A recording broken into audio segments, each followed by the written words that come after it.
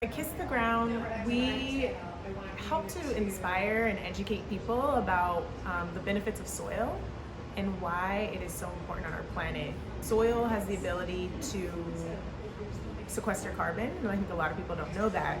And our role is to bring awareness to that and its ability to, again, not only sequester carbon, which addresses climate change, but also improve our food system and the food that we eat. Essentially helping to create healthier people on the planet and just a healthier environment overall.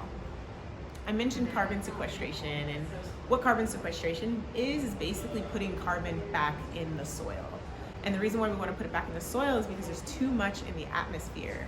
And the reason there's too much in the atmosphere is because of human behavior, human activity, which includes driving cars, cutting down trees, burning of coal and things like that. We are releasing too much carbon in the atmosphere, and essentially it just stays up there and causes our atmosphere to warm up. And now we're at this point where you hear daily conversations about climate change and drought and severe storms, which is contributing to communities that are being torn apart because of climate change. And it's becoming more and more dire that we address this. Our mission is to bring awareness to the biggest solution, one of the biggest solutions on the planet, which is drawing down carbon and putting it back in the soil where it once was. How you do that is through farming practices. Farmers are land stewards. They're already working with land, and a lot of farming practices currently are very degenerative, meaning they are making the system worse than the way that they found it. They're tilling the soil and really degrading the land. And again, farmers they're not bad people. We love farmers, we depend on them and rely on them multiple times a day. It's just oftentimes they have learned practices from maybe their grandparents or practices that they didn't question and are just continuing those practices. What we are promoting is a regenerative model, and what that is utilizing a no-till system, bringing back biodiversity, incorporating animals back on the land, and just really helping the overall farm system to thrive.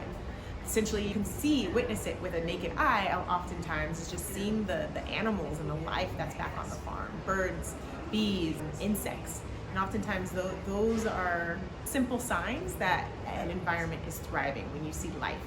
And regenerative practices help to bring life back not only to the above ground but below the ground, the things that we typically don't see in the soil. Ways in which people can support regenerative ag there's many ways. And it's not even, I say regenerative ag, but really what I should say is regenerative systems, because we all have a way of helping to build healthy soil, whether you live on a farm or whether you live in a city. Starting with farmland, it's really just a matter of incorporating some of these healthy regenerative systems onto the land. Again, mentioning the no-till, biodiversity, and incorporating animals back on the land.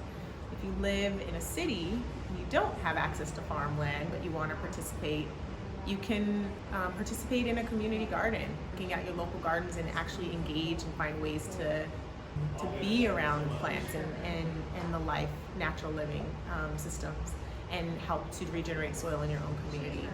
Composting is a great way to incorporate regenerative practice because it helps to build healthy soil. If you think about it, the food comes from the land and it needs to be returned to the land. And it's just nutrients that are being fed back to the soil as opposed to sending them to the landfill.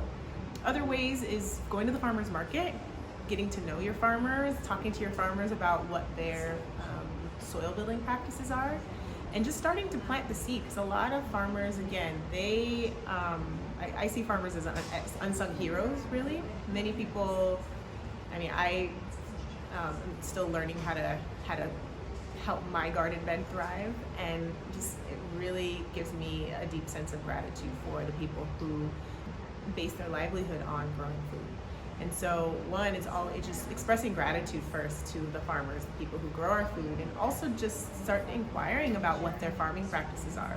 Learn about how they're farming, and maybe there's an opportunity to show and share about regenerative agriculture, because maybe they haven't heard of it yet.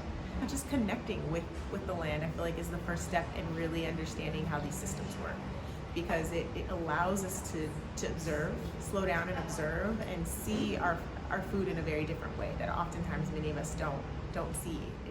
So I would say, just my background, going back to kind of when I started this journey of really wrapping my head around what good healthy ag system is, regenerative ag was not a conversation. Like, I studied nutrition in school. We didn't talk about soil at all. It wasn't a part of our conversation. And that was almost over 10 years ago. Now, today, I feel like there's more conversation around it, which is really exciting. I feel like there's more and more awareness and conversation around food and where it comes from, and making that connection. And I have hope, and I think that's going to continue to evolve and grow, where the conversation around soil health, regenerative agriculture is not uncommon.